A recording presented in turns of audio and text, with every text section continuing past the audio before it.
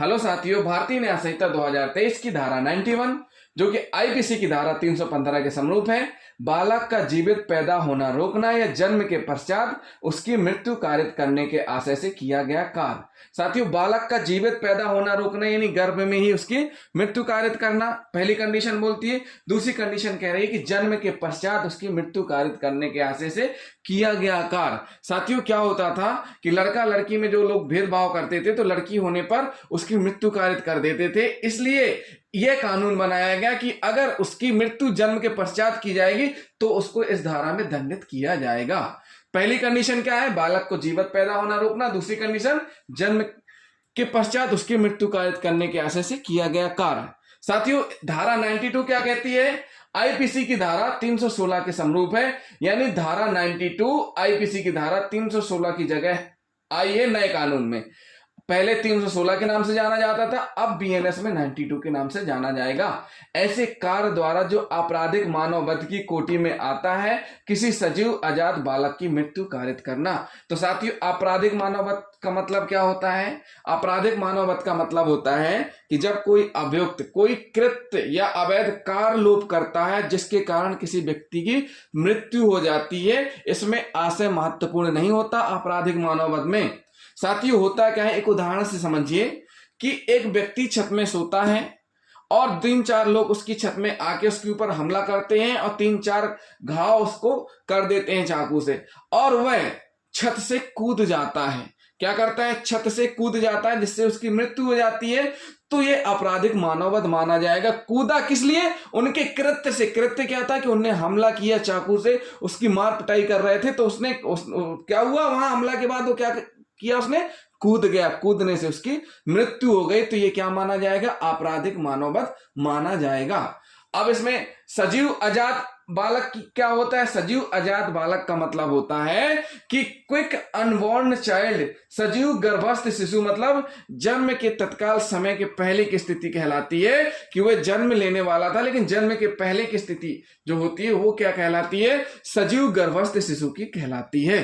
साथियों, धारा 91 और धारा 92 में क्या अंतर है ये भी हम आपको बता देते हैं। धारा 91 में स्पष्ट रूप से कहा गया है कि जब गर्भवती महिला के गर्भ में पल रहे शिशु की गर्भ में ही मृत्यु कारित कर दी जाए, 91 कहती है, और जन्म के तत्काल पश्चात कर दी जाए, दोनों कंडीशन कहती है। लेकिन धारा 92 क्या कहती है? गर्भ प्रबुद्ध अवस्था में, यानी कि किसी सजीव अजात बालक की उसके जन्म के तत्काल पहले ही उसकी मृत्यु हो जाती है, तो उसको धारा 92 के अंतर्गत माना गया है। साथियों, गर्भ प्रबुद्ध अवस्था होती है 4 या 5 माह से अधिक समय जब गर्भ का हो जाता है तो उसको बोलते हैं गर्भ प्रबुद्ध अवस्था। मुर्गन बनाम राज्य का एक उदाहरण है। मुर्गन ने अपनी 20 सप्ताह की गर्भवती पत्नी को पीटा। देखिए, मुर्गन जो है उसकी पत्नी गर्भवती थी और 20 सप्ताह का गर्भ था। उसने अपनी पत्नी को पीटा, जिससे क्या हुआ? उसकी पत्नी की मृत्यु हो गई। जब पत्नी की मृत्यु हो गई तो उसके पेट में जो जीव था उसकी भी मृत्यु हो गई। क्या हो गई? उसकी भी मृत्यु हो गई। जो कि जन्म लेने वाला था, जन्म लेने से पहले ही मर गया, तो उसको जन्म लेने से पहले क्या बोलेंगे? सजीव गर्भस्थ शिशु जो कि जन्म लेने वाला था। तो इसको किसके तहत दोषी ठहराया गया? धारा 92 के तहत दोषी ठहराया गया। धारा 91 और धारा 92 में दोनों में दंड का प्रावधान समान है। धारा 91 और 92 में 10 वर्ष तक का कारावास और जुर्माना दोनों से दंडित किए जाने का प्रावधान है। साथियों, धारा 91 और 92 दोनों की प्रकृति समान है, दोनों ही संज्ञेय अपराध हैं, असंज्ञेय अपराध नहीं है, जमानती अपराध नहीं है, दोनों अजमानती अपराध है, शमनीय मामला नहीं है, अशमनीय मामला है। संज्ञेय अपराध ऐसे अपराध होते हैं जिनमें की पुलिस बिना न्यायालय की परमिशन के अरेस्ट कर सकती है और एफआईआर करके इन्वेस्टिगेशन कर सकती है, यानी वारंट के बिना गिरफ्तारी संज्ञेय अपराध में कर सकती है। असंज्ञेय अपराध ऐसे होते हैं जिनमें वारंट के बिना गिरफ्तारी नहीं कर सकती और पुलिस इन्वेस्टिगेशन न्यायालय की अनुमति के आदेश के बिना नहीं कर सकती। जमानती अपराध ऐसे अपराध होते हैं जिनमें अभियुक्त जमानत की मांग साअधिकार कर सकता है। जमानती अपराध ऐसे अपराध होते हैं जिनमें अभियुक्त जमानत की मांग साअधिकार कर सकता है।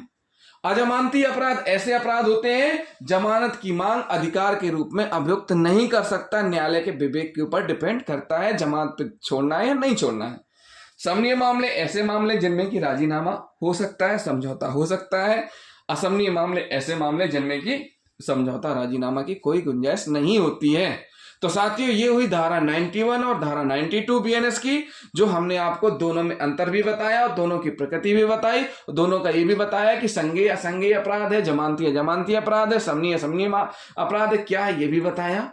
और हमने ये भी बताया कि इसमें जो दंड का प्रावधान है 10 वर्ष तक का कारावास और जुर्माना दोनों से दंडित किए जाने का प्रावधान है। तो जिन साथियों ने अभी तक हमारे चैनल को सब्सक्राइब नहीं किया है, हमारे चैनल को जरूर सब्सक्राइब कर लें और वीडियो को अधिक से अधिक शेयर करें, लाइक भी करें, कमेंट भी करते जाएं। थैंक यू साथियों।